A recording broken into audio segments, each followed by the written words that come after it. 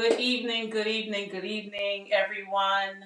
As you are coming in, please do like and share. That is always my request because these episodes can be life changing for your friends and family.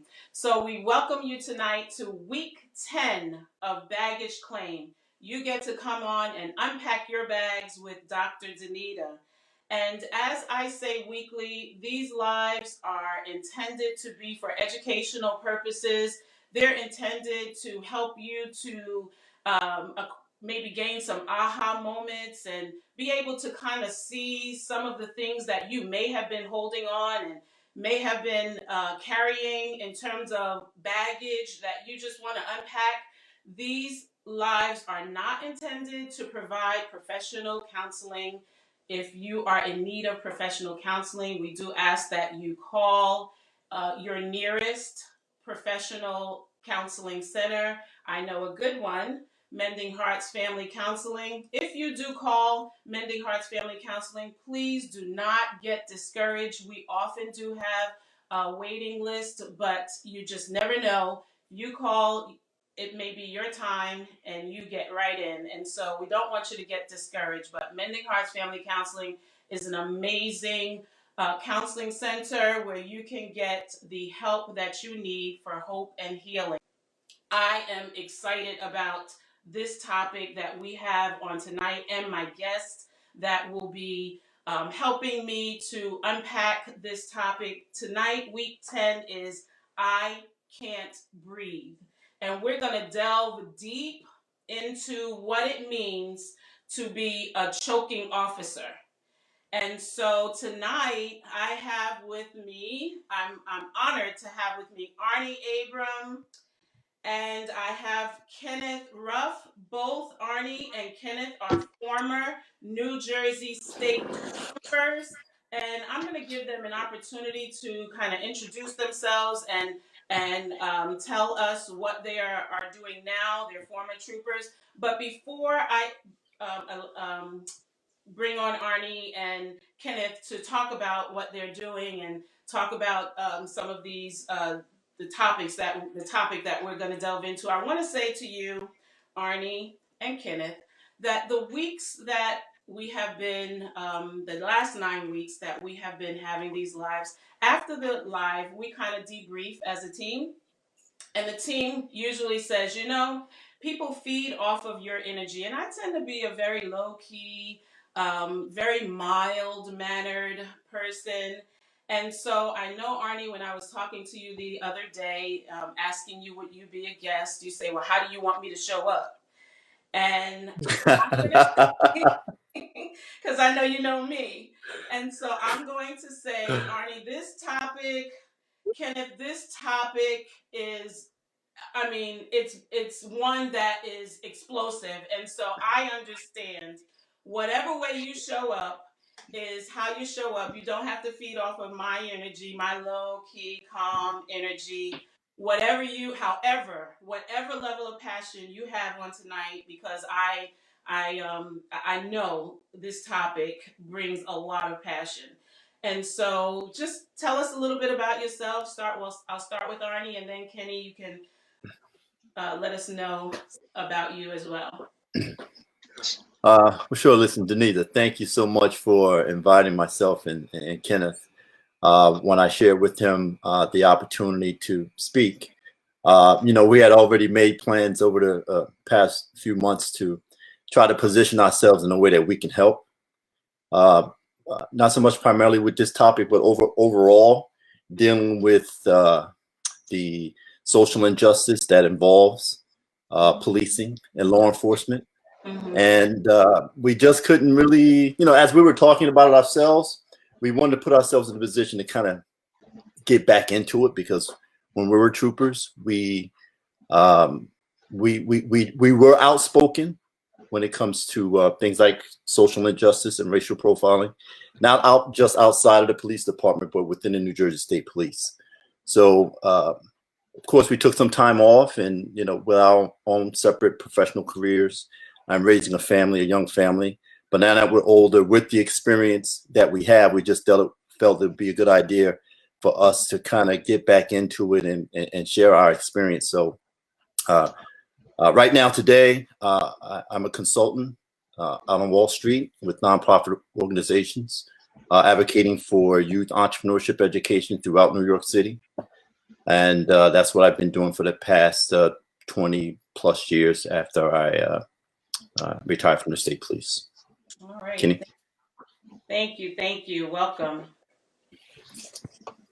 Yes, Dr. Thompson, and again, thank you for having me as well.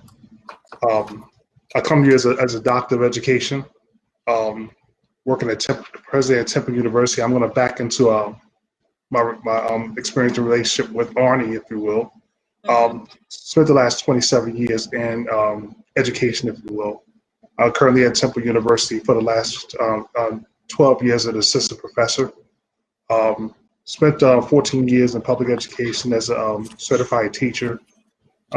Also some stops, of course, in community colleges in terms of directorships and mentorships and things of that nature.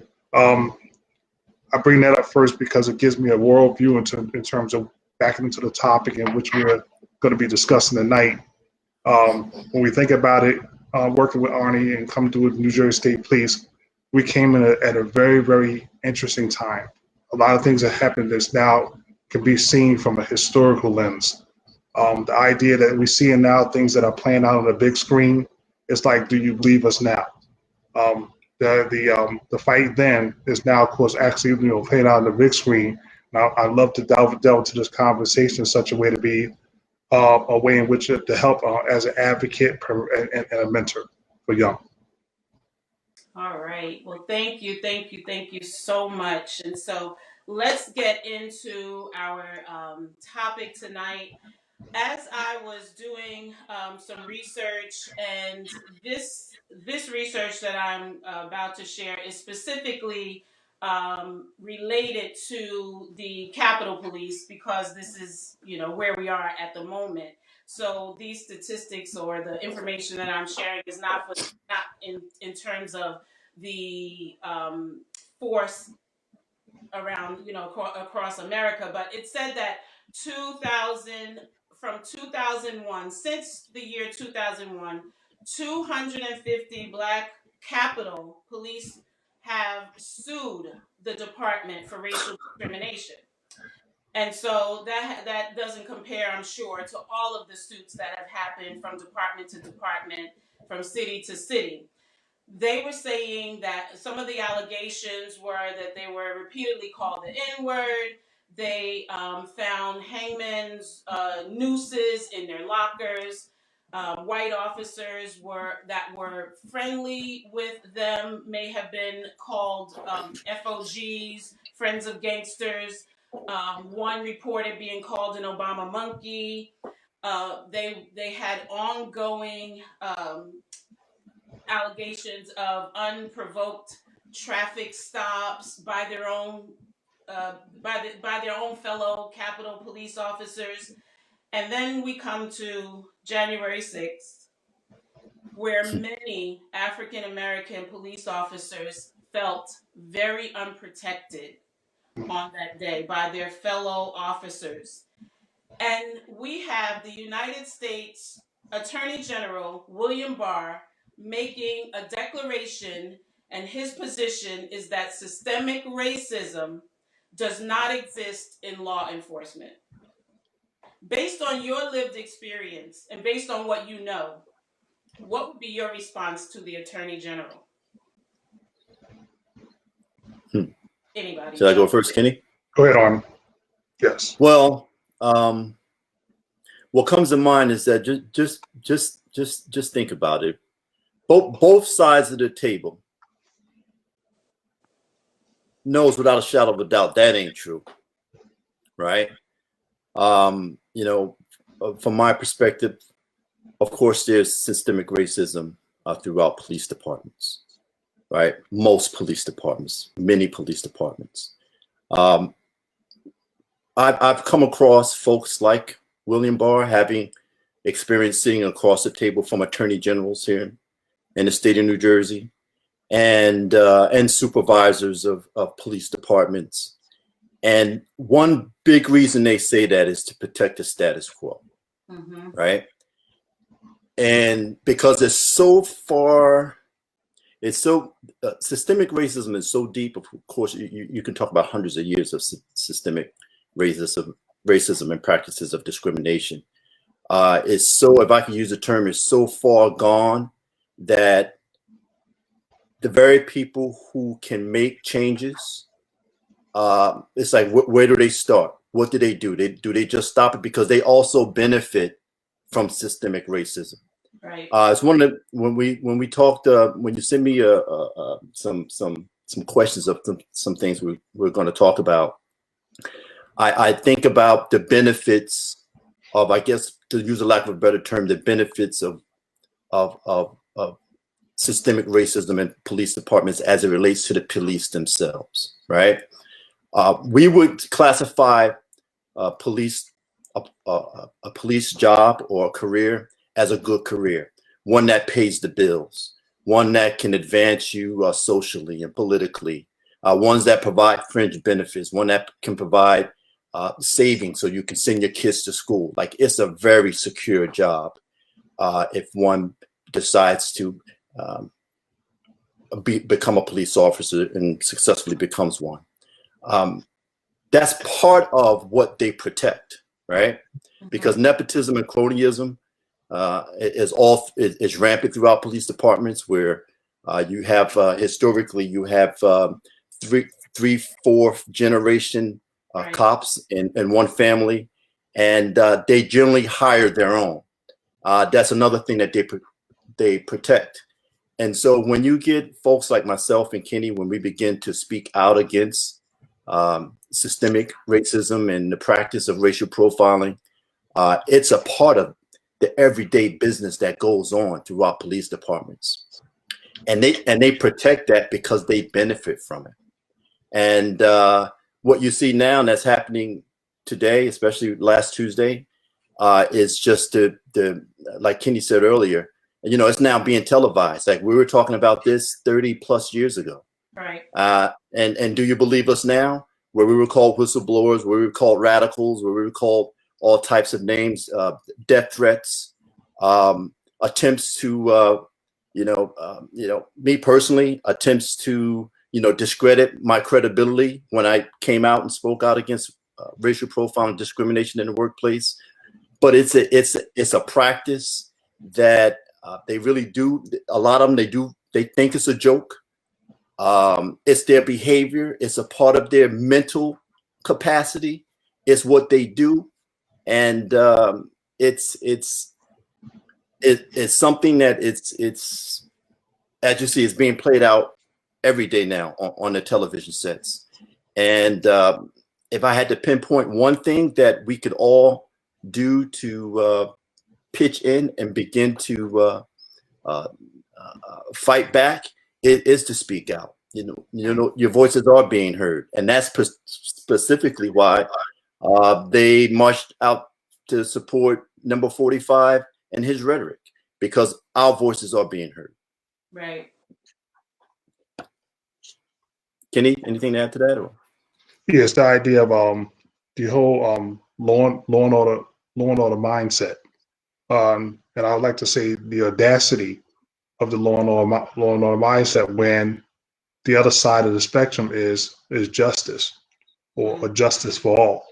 And you can see what was playing out right now is this idea of two Americas.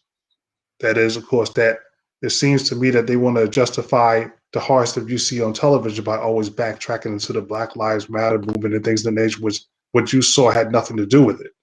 Because the idea is, when you're going to say that there's no systemic racism, you also in turn saying there's no need for reform. Well, let me just play out a little bit about what happened with the Capitol Police, if you will, with a police officer murdered. And oftentimes you'll find that all cops, if you will, close ranks when it comes to the death of a cop. But this is a little bit different. This is a little bit different because what happened was the response. It was all of a sudden not to carry out law and order, because these are one and the same. These are their drink buddies. And what I mean by that, if you will, is that you're going to see the same people with this murdered cop. These same people, of course, are going to jump on their Harley Davidsons, the whole patriotism rhetoric, and attend this fallen officer's funeral. That's very disturbing to me, because that's that ideology behind law and order that's really bothersome in a sense, because it's to the exclusion of us in terms of justice. And if they can't fix that, again, that's where it continues. That's where it's broken. So the idea to say that there's no sister raven, the audacity to say that, is from the lens to say we're not liars. They'd rather discredit everything we've tried to do, of course, to render justice for all. That's what I'd like to say about that. Yeah. You made that that's the part that's broken. And I was listening to someone when I guess it was a live that I was listening to, or maybe a YouTube, and they were talking about the system being broken. And one guy chimed in and he said, the system is not broken. It's doing exactly what it was designed to do. And so systemically, what is happening, that's what it's been designed to do. And so I agree that we don't really have a broken system right now. We're getting exactly what it was designed, how it's functioning the way in which it was designed to function. The revelation. Yeah. So when I think about what these officers were saying and how they felt so unprotected, and as the articles that I have read, the unprotection of is obviously not just the Capitol Police. Officers feel unprotected from force to force, and from department to department. The thing that I'm thinking of is that this feeling of being unprotected the fight is not just within the four walls of the department. Then there's the fight outside in the streets. And there's this conflict of duality that seems to happen. And I read a statement by an officer that said, it's said that officers live in two worlds, but not fully in either. And so let's talk about what it's like to be enforcing the law while being Black. What kind of conflicts did you run up against enforcing the law while being Black? Well, I'll start with that one, Arnie, if you will. Sure. First of all, we come through with training and things of that nature. They trained us in such a way where we developed this us versus them. It's us against the world. In some sense, of course, that's good in the sense, because at the end of the day, you do want to come home to your family. However, you realize that in the same way we see things are playing out within the department, there are a couple of things that falls to the wayside. It's like it's a different set of rules. It works in terms of the things, of course, that they honor the most is what actually gets you promoted. If it's valuable, of course, to lock up or profile Black or minority motorists, if you will, and they see the end game is promotion and things of that nature, then this is what cops carry out. And if you don't buy into that, all of a sudden, to some degree, you become an outcast. So it's a strange way of saying that you're part of a system or department, but then you're in many ways alone. And that loneliness is that reality. For example, of course, you can go and ultimately you can walk into your department and everyone, of course, that's in the lockup are African American minorities. So of course, that statistically, mathematically, whatever it can't be that way unless there's targeting going on. So yeah, it's strange in one sense is that you carry out your duties, but at the same time you realize, of course, that it's marginalized. It's not even seen as being something, of course, that's held in high regard that's going to actually move you forward. and the idea, like the idea of speaking out, that's then pretty much the death certificate, so to speak. Right. Do you find that there's a divided loyalty at all when you get out into the communities in the Black and brown community? Is there a feeling of divided loyalty? You don't have protection inside the four walls, and you get outside and you feel like you should protect. I don't know what the feeling is, but to that. Well, Danita, from my experience, I started my career very early on. I was a teenager, 19, 20 years old. Mm-hmm. So my foundation going into that profession, a lot of it was based on the way I was raised and how I grew up and what my fathers instilled to me as a young man. I carried that out in the way I did my job.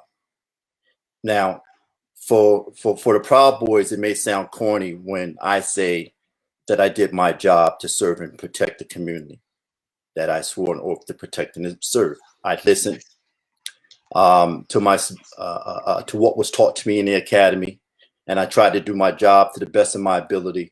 So when it came to serving the public and being out there in the public, quite honestly, for me, there was no conflict, right?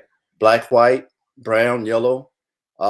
In fact, to see a Black New Jersey State Trooper walking the streets, or even when I pulled someone over and they were dead wrong and speeding, they would look at me, and the first thing I would actually get, wow, a Black State Trooper, like I can't believe it, like. So it wasn't the public. The conflict wasn't the public. The conflict was when I went back to the station, right? And the evaluation was, for lack of a better term, did you enforce the law the way we taught you to enforce the law? Mm-hmm. Right? It was like, did you, and in my words, did you break the law to enforce the law? Right? And so when I say, no, I didn't break the law to enforce the law, it's like, well, you're not one of us, because if you're in this uniform, if you practice the way we've always been practicing it, then, you will survive here. If not, you're going to run into a lot of trouble. So the conflict was always back at the station, and I kid you not, speaking of mental wellness and mental illness or mental wellness, I dread going back to the station after an 8-hour shift or 10-hour shift, because that's when the work started. Being out on the road was gravy. I just did my job, but going back to the station and being critiqued, the double standard, the triple standard of why didn't I enforce the law the way they trained me to enforce the law? That's the difficulty of being a Black officer wearing the blue uniform. It's not the public. It's not serving the public. Is dealing with that system of the old boys network, again, the nepotism, the cronyism, and that was the difficulty. Bonnie mentioned about, apologize. No good. Bonnie mentioned about the training, if you will, and with the academy, and he's right. And since we did get book training, the 2C training, the Title 39 training, to buy the book. And however, down the self-defense room, it depends on, everything was subject to interpretation. As we were really getting ready, of course, to take on the public, I could recall the commandant saying to us, "There are no rules out there," and I took it in a positive way, because I to this day I value that in a sense, because you see, in many ways, there are no rules out there. I took it to say, listen, I'm going to be the cop that's going to come home.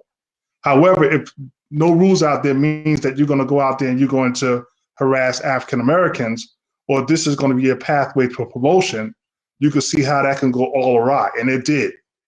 It did. So it toughened me as a trooper in the sense to say, something. We have to keep the upper hand, but at the same time, there are rules to follow. There are new rules out there when it comes to, there are no rules out there. However, of course, those no rules out there doesn't mean, of course, that every time you see an African-American motorist, that becomes, of course, or an out-of-state place in a dark face.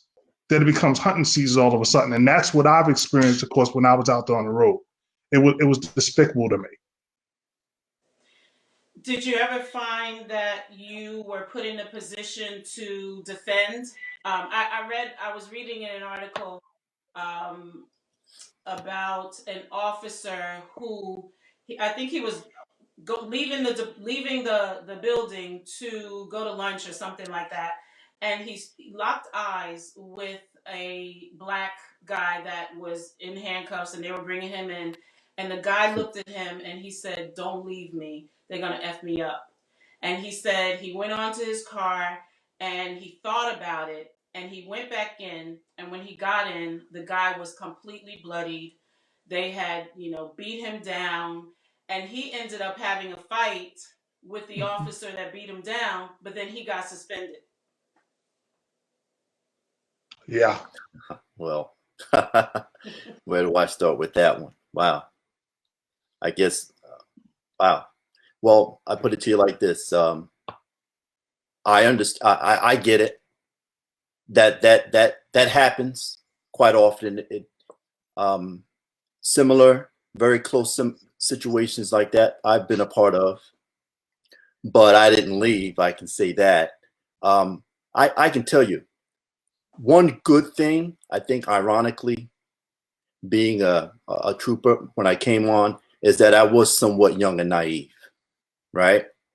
I did hold fast to how I was raised when it comes to just being just a good guy, doing the right thing.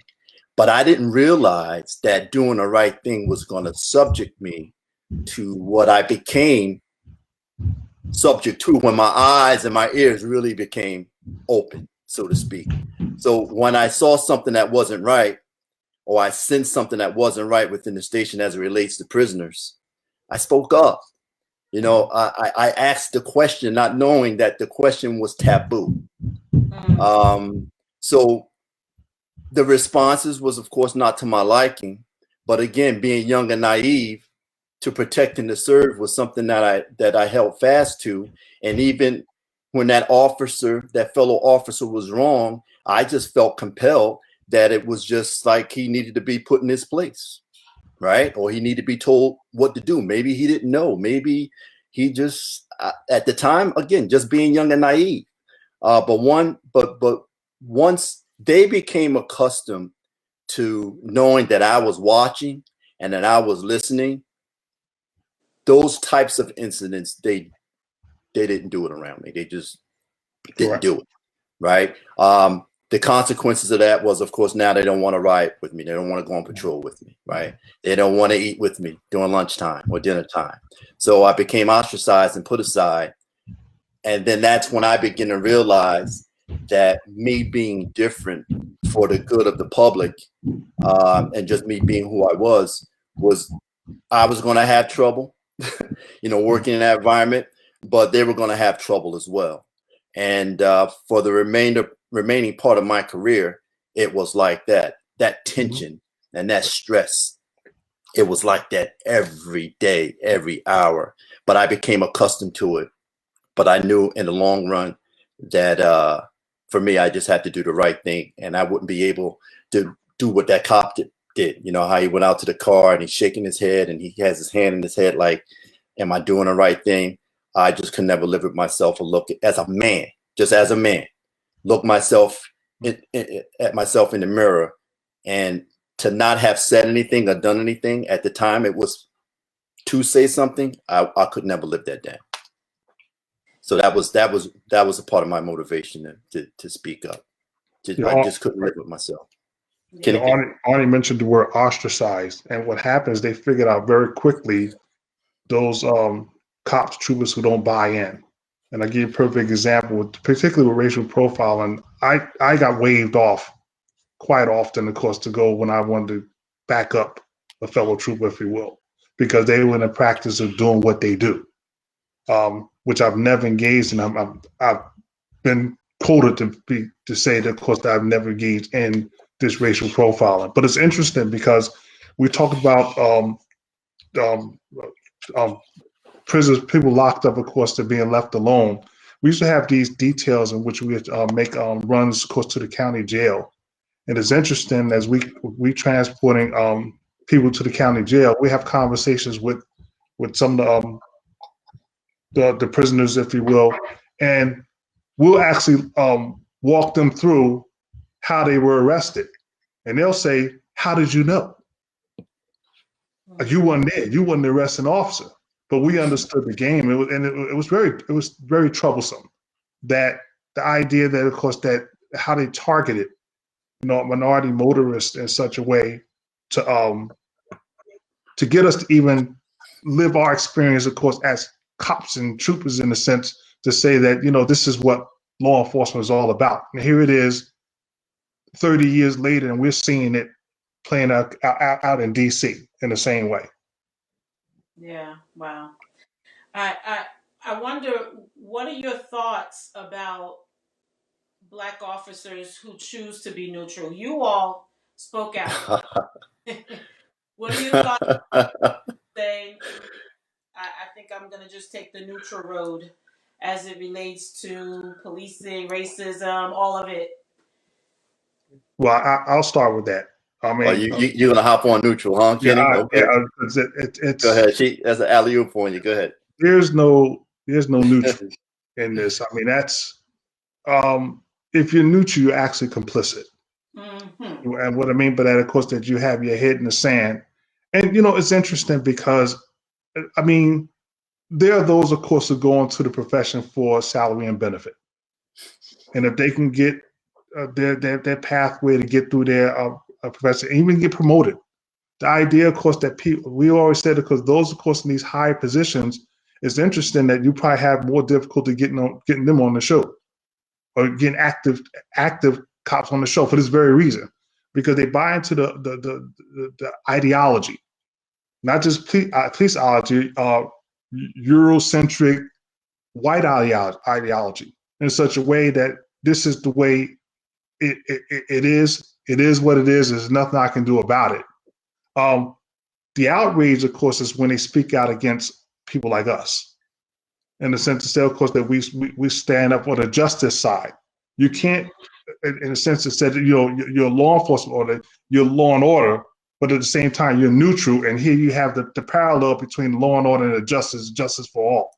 So no, yeah, we see those, of course, who navigate their way, even get promoted, even speak out against, and then some may even say, I could have done more. I don't know if that levels the playing field, if you will, but I've always said those, of course, who earn those high positions have done in such a way, because you'll hear something like, oh, many of these police agencies across the country are now headed by African Americans. And like I said, I'm telling you how you navigate the waters in such a way, because you don't really deal with the hard issues. You work it out, but you don't deal with the hard issues. Not what we're talking about on this call. Mm. What are your thoughts, Arnie? Well, he stole my thunder, right? Okay. Kenny and I talk about this all the time, about that word neutral. In fact, we had a conversation together this past Sunday, I think it was, and we talked just about, the neutrality, where it equals being complicit to that environment where officers are taking advantage of their position to terrorize the public. And I know that's a hard word, but most citizens are just common people who obey the law. It's like we're programmed. When an officer pulls you over, it's like, oh my God, like, what did I do? And we feel for the officer. We don't want to waste the officer's time by a traffic infraction, and now the officer has to select me to do his job. Like, how dare I cause this officer to pull me over? That's the general public's mentality, and that's been my experience as a trooper. Most motorists are apologetic because I'm pulling them over, right? And for officers to see and understand that most folks are apologetic and just good common citizens, to take advantage and leverage that on folks who can't defend themselves, because they understand that they're going to be the ones that are believed compared to someone filing a complaint because they were pulled over just because of the color of their skin, right? Because it was going to mean something to that officer statistically on their, say, on their profile sheet. When they hand it in at the end of the day, how many stops did you make? How many arrests did you make? You know, they build their statistical, their stats that's going to mean something when it comes to their promotion. Oftentimes they build those, that's the fighting crime, that's statistical data in urban communities, right? You heard the term fighting crime, right? Well, when most officers think about fighting crime, I guess when I was on the job, it was like, you know, where do we go? We're going to urban communities to find, you know, the black folk who are doing wrong, right? But when it comes to neutrality and having those officers, my fellow officers at the time, know and understand what was going on and say no, and did not say anything, it was like adding fuel to the fire, right? It's just only going to get worse. But as Kenny alluded to before, being neutral and saying nothing, and what's funny, what ties in, what comes to mind, I'll just say it, especially for black officers who sit to the side and watch what's going on and they don't say anything. What that means for them, and they know this, what that means for them is when we need a black officer to be promoted for the stats, you know, so you know that color, so we can balance the color sheet. Generally, the person or the officer, from my experience when I was in the state police, right, the black trooper that didn't say anything was generally the one to get promoted. Right. So neutral, if you want to use that word, neutral also means that there's a benefit for being a neutral cop and not saying anything and being complicit. Yeah.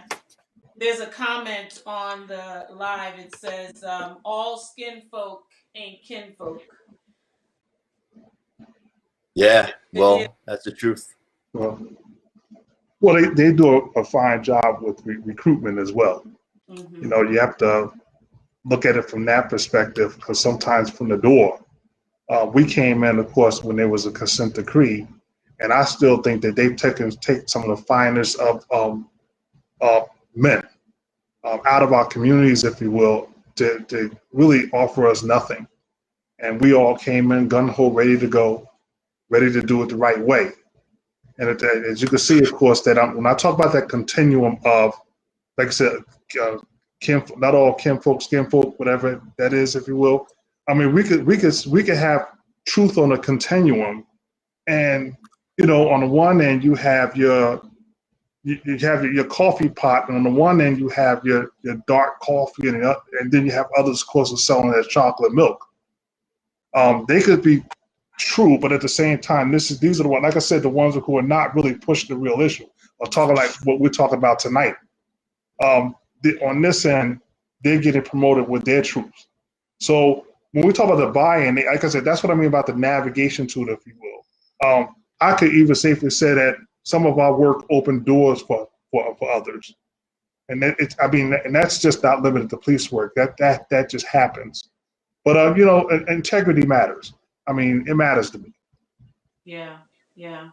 I was reading that some really good officers, black officers who really care, and I'm not implying that the others don't care. I mean, people have mouths to feed, and not everybody has the same level of resilience. Not everybody has the same level of courage. I don't know. But going into the communities, I know the two of you have said that you found that more of your heartache came in the four walls of the station. But there are some officers today saying that they're going into the communities with, you know, the heart to really police well, so to speak, and care for the people and protect the people. But now they're being called Uncle Toms. Well, it's interesting because you saw that, you know, where they. And that's interesting. I mean, that's really interesting because we kind of saw that play out in Capitol Police. If you look at this film, you can see how their officers, that particularly the minorities, they were all trying to do the right thing. You know what I mean? Even to the one is actually being deemed a hero now by actually steering people away from, lives. I guess that's valued more than others. I don't know, but the heroism, I mean, just saving lives. Of course, you can be deemed as a hero, but that's what I've seen. I've seen where they were putting us in a no-win situation, but at the same time, their mindset, you can see, it's like we're trying to do the right thing. So when and to take it away from the Capitol Police, I think that it is also true, of course, when you see our local cops, particularly minorities, if you will, that they're in it, for the right reason, but at the same time, remember I talked about the law and order culture. That at the same time, if law and order is to the extent that you suppress justice, there's your problem. Right. There's your problem. What's your thoughts, Arnie? Well, you said Uncle Tom. I guess that's being called a name, right? You know what comes to mind, and I guess this is something that maybe even you can help me understand, Danita, when it comes to the mental health capacity. And this came to mind as we were talking. I'm thinking this is just the way that men deal with pain, right? White men, black men, a group of men. And what I mean by dealing with the pain is when someone speaks out, there's the oppression. There's a group of men that wants to beat them down, talk about them. When you go out into the communities and you try to do the right thing, now you're Uncle Tom, right? It's like you try not to say anything. You try to remain neutral, but on the side, you kind of write a letter anonymously saying that it has to stop. Now they're going to investigate you to find out who wrote the letter because he or she can't be in this environment anymore. It's like suppress the pain. It's like don't deal with what's right. Don't deal with all the hurt that's coming my way. Instead of trying to funnel it out and, do the right thing and maybe get some professional people, that can deal with these type of situations. But no, we can't do that because they're not cops, right?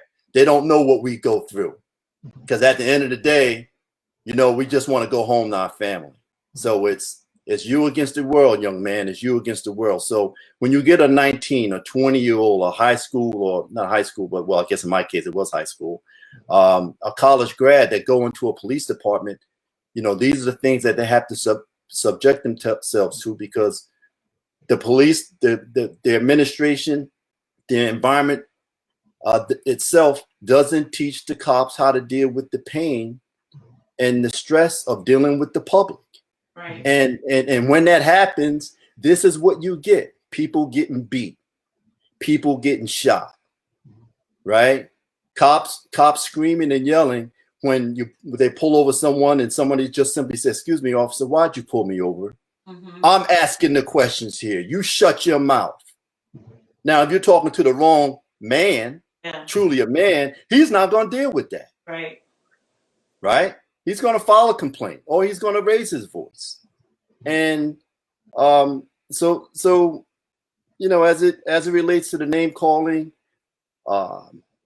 it's all a part of the whole system where the public is tired, number one, and good cops are really worn out, right? They're just burned out. And then you have the supervision, the administrative part of the law enforcement that don't want to deal with the pain or the stress of handling such a big issue. Yeah. But not to defray from what you were saying, of course, that the Uncle Tom does exist. Let's be quite frank about that. That, on the one hand, they'll be telling you something on a call here, but on the other side of the door, they're selling you out for own self-gain. I mean, that's a reality. They are very, very much. But the other point, of course, when we talk about the hurt, and you saw that, of course, at the Capitol. I've seen hateful people. Sometimes they hate to not deal with their own hurt, and because these are hurt people. Yeah. You see it. You see it, And I think oftentimes wherever you find that hate, you know, you when you rationalize it, when you try to rationalize the irrational, it's really in many aspects they're safe protecting themselves against themselves because they hurt people. They don't have they don't. I mean, like I said, when they brought us in, you know, they brought us in. Some of us were degreed, you know, picked us off of college campuses, picked us out of our communities. Of course, we were doing well. Trajectory, of course, of our profession was slightly derailed by dealing with putting us in a profession that there was really just to make a number. They never said it where we were going to have careers there. I mean, and like I said, of course, with that being the case, then we should have more active police officers on these type of calls. Right. Arnie, when you were talking about dealing with the pain and from a mental health perspective, there's I can imagine trauma actually probably on both sides, because daily white officers only know what the media projects about Black people. And especially I can imagine the newer ones on the force that never had experience in, didn't have Black, didn't grow up in Black community. All they know is what they see. And so when you see this stuff over and over and over again, you can get this secondhand trauma. You don't necessarily have to be a part of it to experience trauma by seeing over and over and over again what they have seen in the media. So then they go out to police in these communities, and the first thing they think is that their life is in danger. Mm-hmm. And so they're going to behave, they're going to have hypervigilance. And so we have police officers that have hypervigilance. I mean, we don't stand a chance. Right. And then, as you were saying, Arnie, nobody they don't really take you through teaching you the skills, the coping skills, the mental health portion that is needed. I have been trying, and it's interesting because I was initially invited in my town to be part of the police force as a why is this escaping me? As a chaplain, right? And so they said that they needed more chaplains, and because I was a mental health professional, it would really be beneficial. I could be like a liaison. And I was like, okay, cool. Let's start the process. Filled out the application, fingerprints, everything came back well. The fingerprints came back in August, and I'm still trying to get a response back. Everything has gone silent. And I'm like, you invited me, but I guess as things keep rolling on, I don't know whether I don't know what the deal is, but this is an issue that police officers are going out every single day, not being able to cope, and you just roll in the next day, not being able to cope with what you saw or experienced the day before, and nobody is offering any sort of mental health reprieve for them. And that was what I desired to do, and I'm still going to fight it. In terms of trying to get in. But you're right. No, I'm sure that a lot of what is being experienced out there is due to trauma, and this ongoing trauma. When you don't get a chance to inhale, exhale, then you just go out the next day with the same trauma to your brain that you experienced week after week, the weeks prior. Right. Yeah. Yeah. And it all starts, like Kenny kind of alluded to, with the hiring process and what I said earlier about just the nepotism and the cronyism, because, hey, again, I was a state trooper. I worked in the departments that recruited officers, and you wouldn't believe how many phone calls I've gotten from higher ups asking me to pull, applications, or to kind of look at somebody a little closer than the average recruit that comes in. And what you see playing out in police departments, and if I had to give my own professional opinion of why there's police brutality. It's coupled with the number one, the mindset of the recruit when his father or his uncle, who was a former trooper, spews that grooms him that, hey kid, when you get the job, this is what you need to do. Mm-hmm. And then when they get on the road, it's a conflict of what they've been told to do compared to what they should be doing. And when you lobby, I guess I can use that term, when a higher up lobbies, the person who they just promoted that governs the recruitment department to ensure that their kid or their nephew or their girlfriend's brother's next door neighbor gets in at all costs. Now you got a candidate that gets through the academy and he or she they're not qualified to do the job. Right. And that's what you have out there. Most of you have is just you have folks who've been influenced and groomed by racist behaving supervisors that pass it down to their recruits and their sons and their daughters who come into the police department, and they come in messed up, and they're not qualified to do the job in the first place. So that trauma brings that anxiety. Well, what do I do when a black man opens up the car door? I know, I'll pull the gun and I'll just pull the trigger. Mm-hmm. Now that sounds crazy. I know it sounds crazy, but guess what?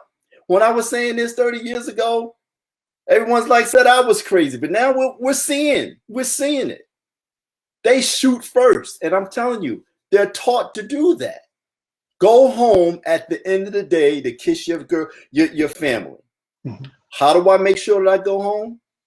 That when I first of all pull someone over just because they're a black man riding through a white neighborhood, and he or she gets upset, and I know I'm wrong, because that's the only reason why I pulled them over, because I want to inspect why they were in the neighborhood. Mm. And now they're questioning me. Oh, I can't lose this job. I can't get suspended. I can't get in trouble. Now I'm looking for a reason. And when given a reason, sometimes some officers choose to abuse. And that's what we see.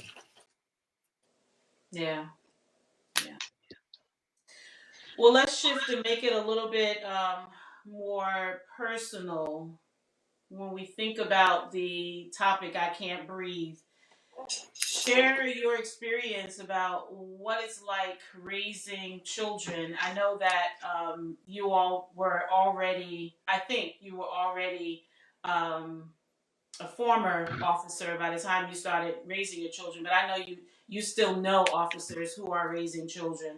What is that like, that duality, raising children in this, the society in which we're dealing with now, and also wearing the uniform? Okay, you want to go? Yeah, I'll start. I think about what comes to mind right away is the and I'm going to bring the personally at first, if you will. When Eric Garner happened, the I Can't Breathe choke murder.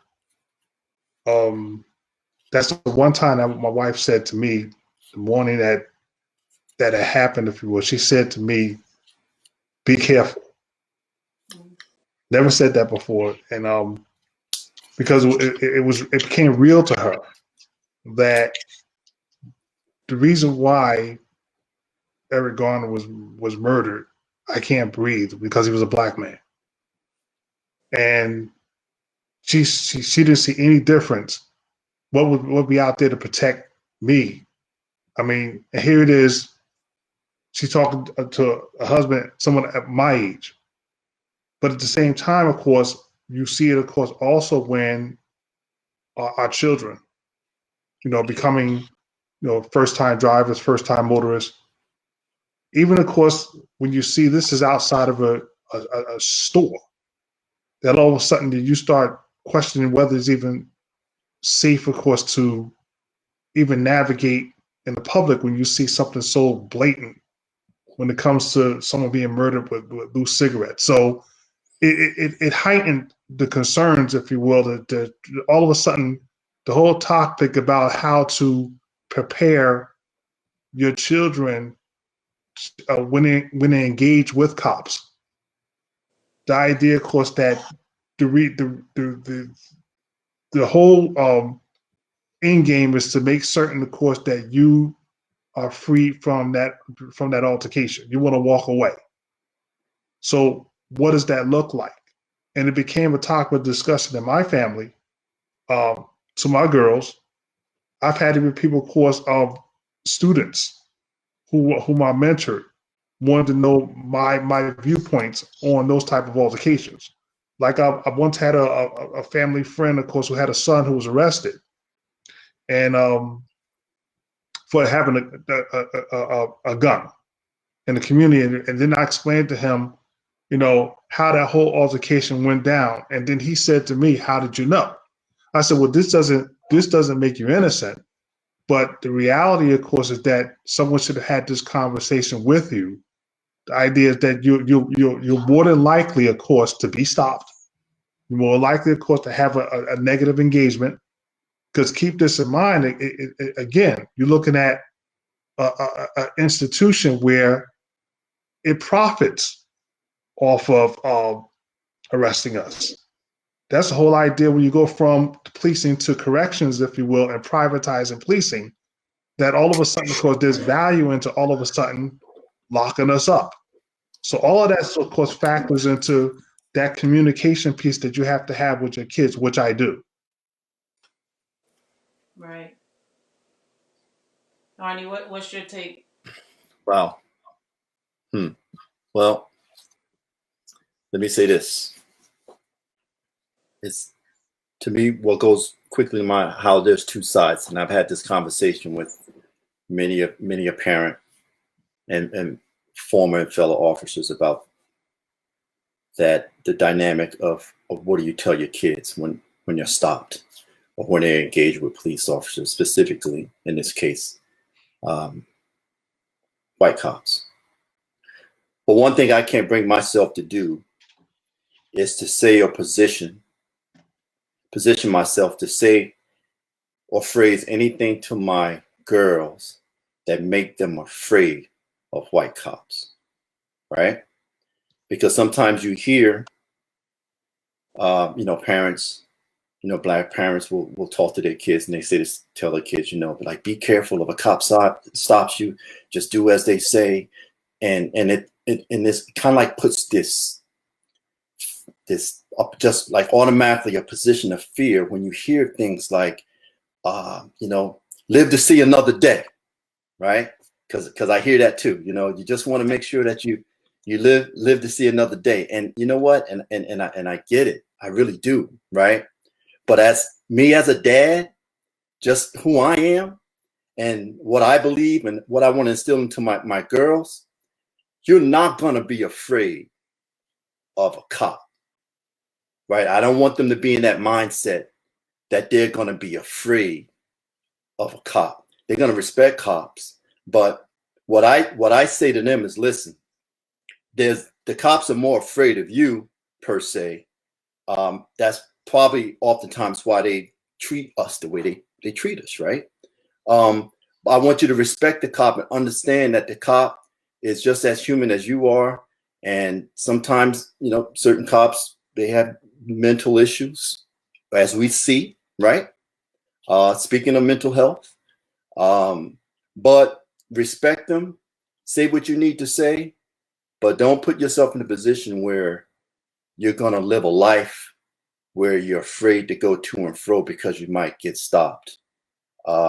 Personally, I can't put them in that, don't want to ever say anything to put them in that position. So when I do talk to them about potentially maybe being stopped, I generally talk about preventive maintenance, right? Every now and again, check your lights on your car. Don't speed. Obey the traffic signals. Don't even give them a reason, right? Because believe it or not, it sounds simple, but you know what? That works. It does. Have all your credentials ready and available, right? And and just say what you need to say in a respectful tone, and that'll work, and that'll work. So then, does that mean, or I don't know if this is you're implying that those who end up wherever they end up are not respecting, and therefore they end up getting what they got that No, they expect, then you're good? Because someone on the live is like, we don't really have a choice but to be afraid. I know, Really I know, I know. And I often get that feedback, right? And I guess for me, again, and I did preface it by just saying, this is just me and how I talk to my kids, right? Because every man is his, every man's household is his domain. And, being the leader here from my experience. And sometimes I get the feedback, well, you know what? You sound like the one that'll get shot, right? Or you're probably the one that'll get hurt. And we don't have a choice. And they're absolutely almost 99%. I understand exactly what you're saying, and I get it. And it could be that I don't have an answer for that, even with all my experience. I just don't know what to say.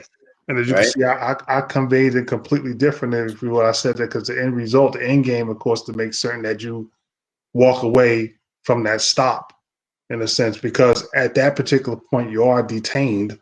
You don't want to get them more than the reason. I mean, sometimes, you might get the bad draw. You know what I mean? And when I mean by the bad draw is that when they set out, many a times they do these things to us because they can. Mm-hmm. So that's the bad draw. But at the same time, as Arnie mentioned about having your paperwork together, you rehearse these type of things, of course, to navigate your way through.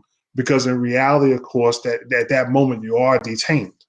And then now it's like, okay, if something goes awry, now you're not only dealing with a situation, of course, of your word, but then now you're dealing with a whole stacked deck. Now it becomes systemic.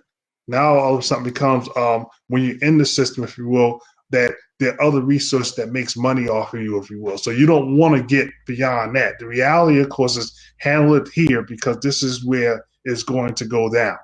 So I am the opinion, of course, that you prep, you mentor in such a way to make certain, of course, that you have things in order, of course, and then not so much to live another day, but understand, of course, is that, I'm not going to try to find myself in these situations too often, because oftentimes, like you said, we have conversations we hear that many of us, we get stopped for the color of our skin. Right. So that, again, that's not a win-win proposition. Right. When you have to look at survival skills and things of that nature. Yeah. And you know what? And let me interject this real quick thing, Danita. And I'll be the first to admit, a part of my position, it could be just pride.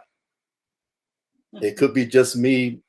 It just could, and you know me, right? It could be that side of me. You ain't gonna be afraid of no white police officer. That's I'll be the first one to admit that due to my experience, there's still that little small piece in my mind and my heart and my spirit that says, you know what? Yeah. Not today. Right? So that's coming out, right? Mm-hmm. But by no means am I naive. But you asked the question, as for me in my house. Right? So I was just answering the question. Yeah. I did mention survival, not fear. And that's one of the things I will say that, which is very refreshing today than it was 30 years ago, is that element of fear is going out the door. And particularly, of course, when you look at things like the whole Black Lives Matter movement, which really the foundations and underpinnings, of course, with women.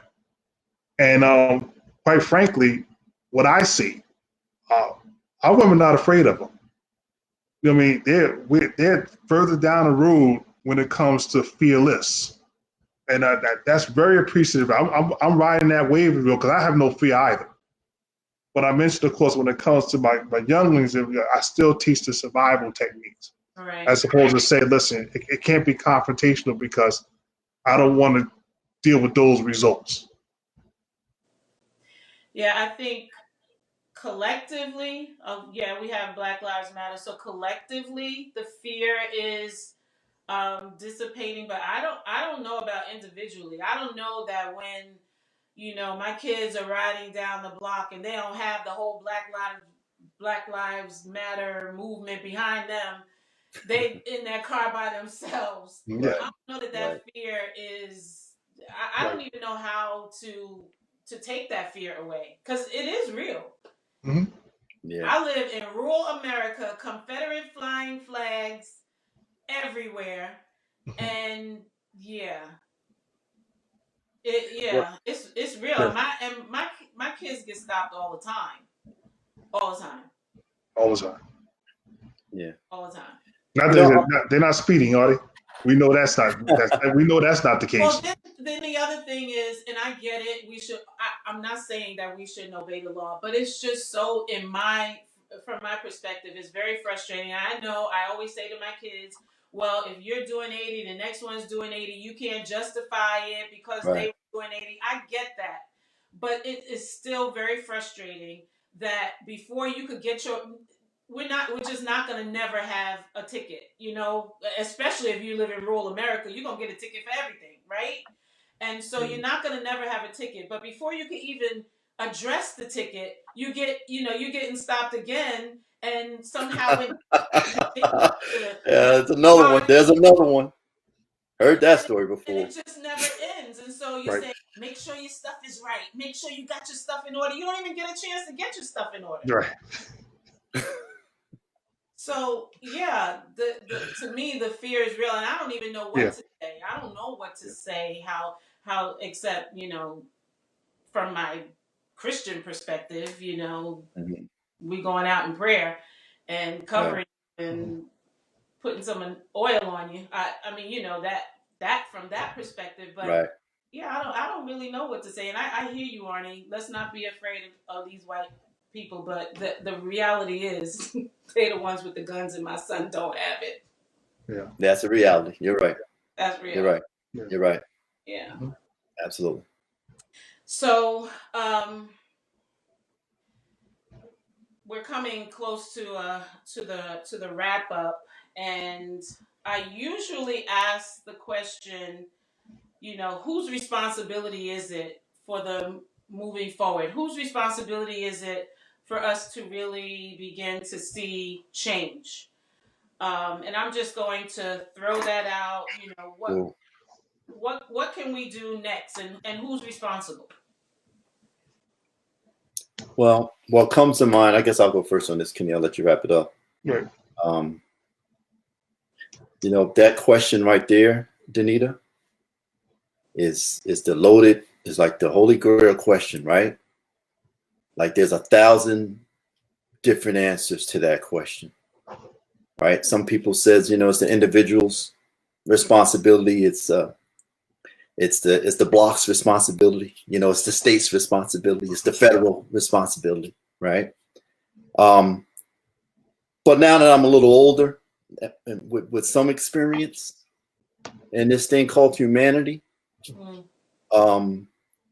there's a group of folks collectively that haven't stepped up to the plate that I think if they do, it'll make a change. Because as far as Black folk are concerned, we've done just about all we could do for the past how many centuries, right? Right? What haven't we said? What haven't we done? Name it. 50, 100 times over, right? But collectively, there's a group of people, Americans here in the United States of America, of European descent, right? That are privileged to be in a position that they're in, to say what they want, to do what they want, however way they want to say it and do it. I'm talking to them. That if somehow, somewhere, if it's a miracle from God, that oil that you talked about a moment ago, we can get a little bit of that on them, right? If they can come together and find a means to support our cause and just do what's right, and hopefully, prayerfully, their voice and their funding and their power of position of power. I know it's a tall order. I know it's a stretch to ask for it, but if they can position themselves to make the change that we need as a race of people and as Americans, then I think that would make a difference.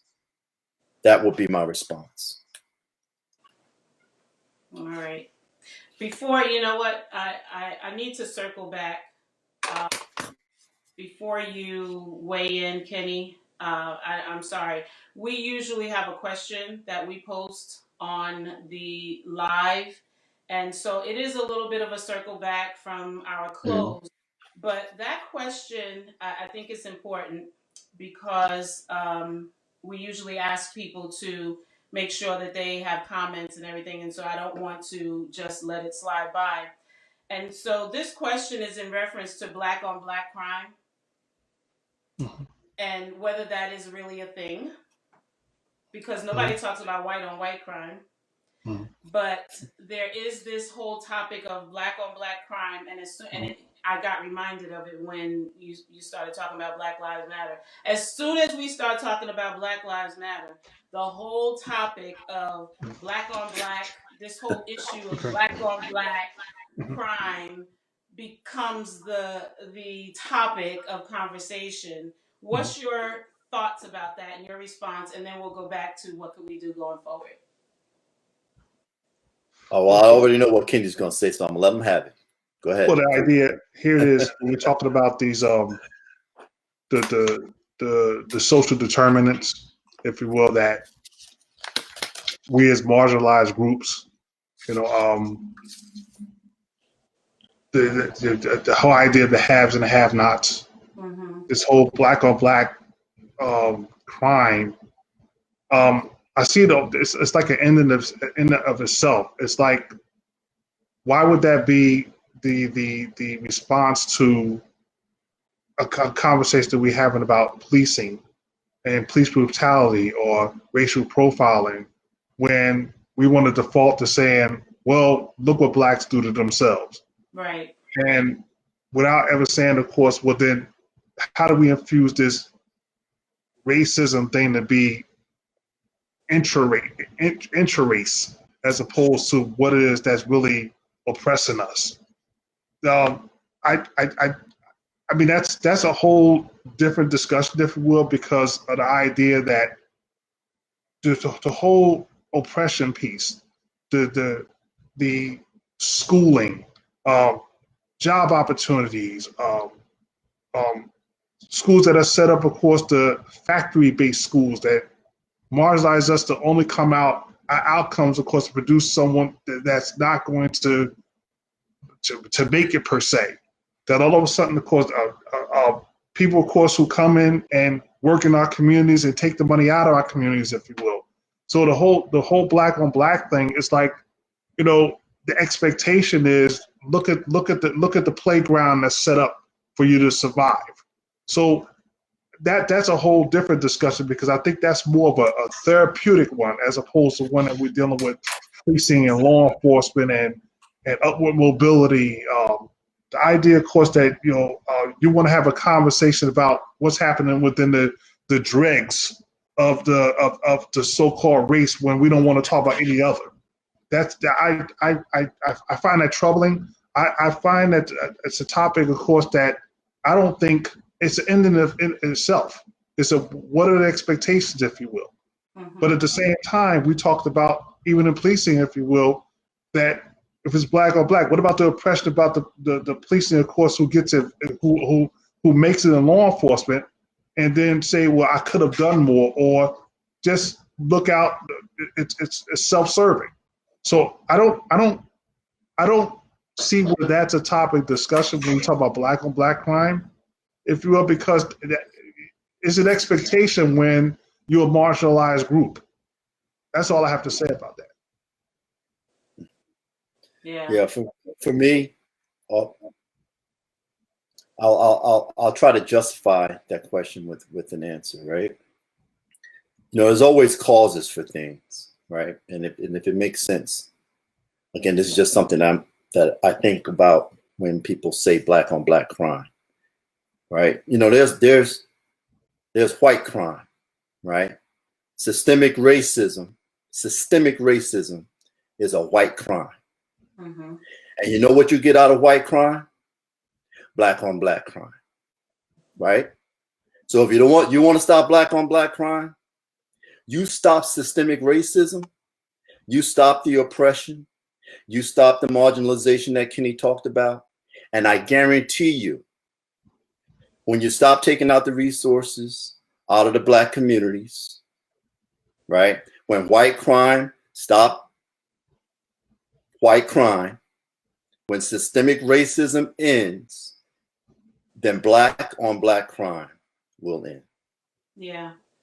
What we hit upon something like that in one of our other episodes, post-traumatic slave syndrome.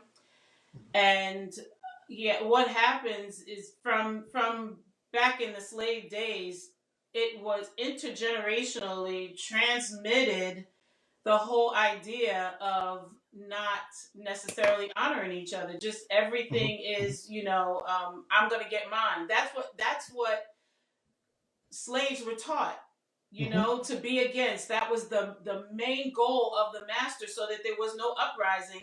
Let's keep them separated. Let's keep them against, having odds with each other, whatever we need to do to keep them from joining and banding together. And so it got transmitted generationally. And then when you throw in the systemic issues and just trying to survive, and in that trying to survive, you live in the place of trauma, from trauma to the, your life is just one big trauma. You very rarely get an opportunity to breathe, as I was saying earlier. Your mind, when you're traumatized, your mind does not get an opportunity to think rationally. So you're not going to say, oh, this is my brother and this is my sister. In that split second, you're just trying to survive. Mm-hmm. And that is all your brain tells you. Your brain does not give you an opportunity. Your right brain hijacks the left brain. The left brain is your ability to rationalize, and rationalization takes time. Your right brain is reactionary, and in the moment, it just does what it needs to do. And so nobody thinks about all of those things when we're talking about black on black crime, but they just use it as as a deflection. Usually it's a deflection. Yeah, as a deflection. Right. And it usually comes back to what I was saying earlier about the pain, because most people that I've encountered that talk about that deflect to the black on black crime, most of them can't handle the pain of black on black crime. Right. And it gets to a point where they blame them, and it usually comes, on average, it usually comes from black folk. Right. They share in that I guess that phrase, black on black crime. It doesn't always come from white folks. It comes from black folks as well. But it often has to do with the pain of seeing it, or maybe being exposed to it. And most of the time they can't articulate systemic racism. They can articulate black on black crime, but they can't articulate systemic racism, because guess what? That was back in the slave days too, that generation upon generation upon generation. We're dealing with it as black people. And what you see, especially last Tuesday, what you saw was 1776, 1868, all the wars, World War I, World War II, all the dropping of bombs and keeping it the way it is, all the invasions into other countries when they don't belong. Yeah. Since day one. Again, like I said, black on black is usually never discussed in this proper context. And it's always used to diffuse the topic of discussion in such a way where it has this platform for discussion, if you will, but it wouldn't be in the realm of policing or police reform. It's more in the realm because of oppression and lack of opportunity and all those type of things, if you will, that actually has that playground, so to speak, that you're trapped in such a way where, like I said, You're dealing with the hate versus the hurt. You know what I mean? And hurt people, Yeah. or it becomes easier targets, opportunists, things of that nature. But like I said, of course, like I said, by discussing it, you see how far off topic we've gotten. Right. Well, you say that, and I agree that it is more along the lines of an oppressive topic. I get that, but people don't use it that way. People Correct. say, why should cops care about those black people in those neighborhoods when they don't care about themselves? Mm-hmm. So it does become, for people, it does become, an issue for policing. There's a comment here, blacks on blacks have never taken an oath to protect and serve as the police have. So that comparison, it just doesn't, it doesn't fly. But people, Flunks the Miller's analogies test. right. I mean, we're talking about apples and oranges here. Yeah. I'm not going to try to make it work. Right. Yeah. So thank you for weighing in on the question of the evening. And Arnie, you started out by talking about the importance of I think what you were really saying is that we need to have some allies, right? Mm-hmm. Some people who are going to, those who have the power, who are going to step up to the plate and not just say, I'm not racist, but actually do something, become an anti-racist, become an ally, and actually put something beyond just having a policy, seeing to it that the policies actually work, that the policies are actually lived out. What's your thoughts, Kenneth? Well, it's in the realm of police reform. We have to ask ourselves, well, what does that look like? I mean, what is it that we want? If we can't answer that question, then we can't get to those particular goals. I'll give you a perfect example. When we talked about this whole thing about defund, when emotions get ahead of articulation, that's when we run into a problem, because immediately, of course, defund or taken away from the police was met with fear of not being protected by the others. Right. When in fact, of course, it was articulated correctly. That's precisely what we should be talking about. Ways, of course, which in policing, ways of reform, first of all, is to take some things off their plate. To give you a perfect example, calling the cops, of course, because you call them to the laundromat because your washer won't stop. Right. Or your cat went up the tree, or you have the Friday night push and shoving match with your meat. All those type of things that, of course, go on to police departments, which those services can be shifted away. Mm-hmm. But that's one thing. But when it comes to policing itself, this idea, and Arnie mentioned it earlier, about nepotism, 3 and 4 generations of bad police and bad cops, bad families. You know what I mean? Automatic promotions. You already know how the whole systemic policing academy works. You're going to get that position if you're going to get promoted. That's Sonny Boy's job. Looking at the way unions work, more accountability. Those type of things, of course, need to move away. So policing should be more of a community-based program that works for the people, not necessarily against them.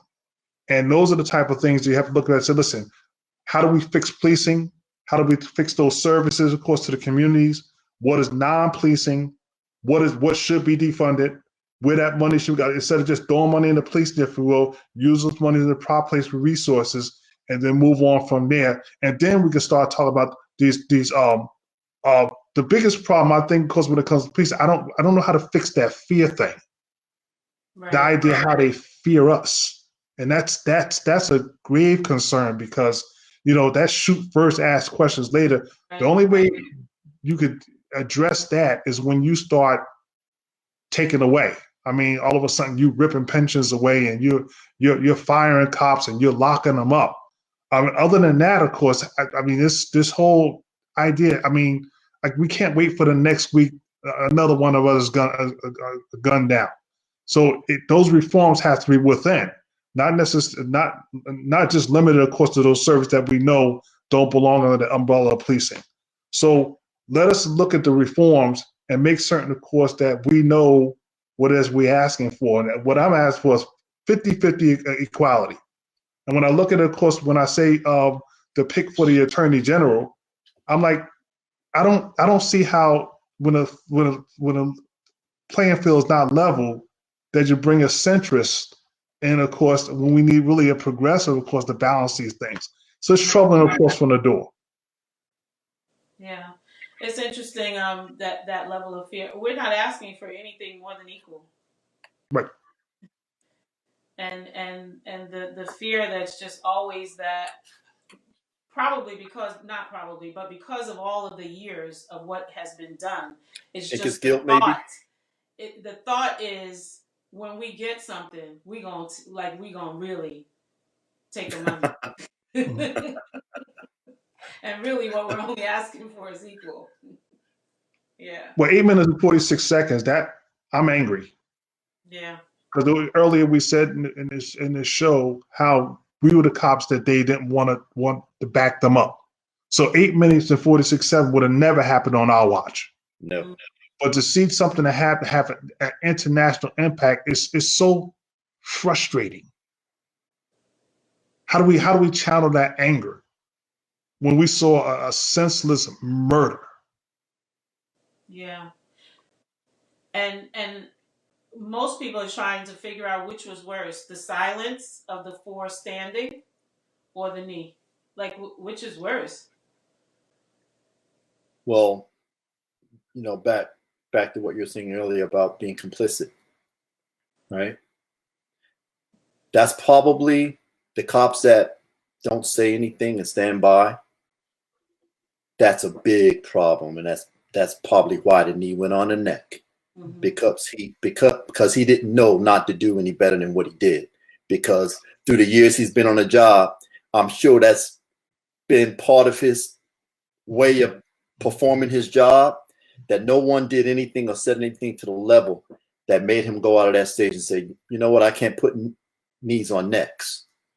He just did what he knew to do, right? How do you shift from that to talk about black on black? See the trouble with that See the trouble with that proposition? Yeah. Yeah. So speak up. I'm always saying that. It sounds a little tiresome, and in some ways it sounds a little corny for some, but I'm an advocate for, like, you know what? There comes a time that me and Kenny, we used to have a saying, me today, you tomorrow, right? It's coming your way, yeah. Right? So you have to be prepared that you may be the one that has to say something. No, we understand you don't want to say something, gonna be a bag of nerves. You may, fumble your words. It may not come across the way you want it to come across, but then you put it on paper. But you got to do something to protect me, right? Because I'm behind you, or I'm on the side of you, but you're it. So say something and do something. Yeah. And that's usually how I bring my lives to these episodes to a close. Just sharing with everyone who is listening, what is the lane that you can get in to create change based on your skill set, based on your passion. I really don't know. I don't consider myself to be well versed in politics. I mean, I know enough to know what's going on. That politics is not my lane, but politics may be someone's lane. Get in it, stay in it, and create change. This is my lane: sharing information, education, mental health awareness. I am going to stay in it for my local community. I'm going to continue to do what I can do locally. If each one of us do what we can do, whether it be locally, and some people have national platforms, whatever platform you have, get on it or get in that lane and do something. And I appreciate the two of you for what you are doing now and the public speaking that you're doing, and I encourage you to continue, and every ally that we can get along the way. I know a lot of people say that they're exhausted with white people and educating white people. Personally, I'm not exhausted. I don't mind educating people if I think that they're going to link arms with me and actually try to create change. And so if you are part of that group that's not exhausted, get in the lane, stay in the lane, and create change. And so thanks again. Have a good night. We'll look forward to you coming on again next week to unpack your bags with Dr. Danita.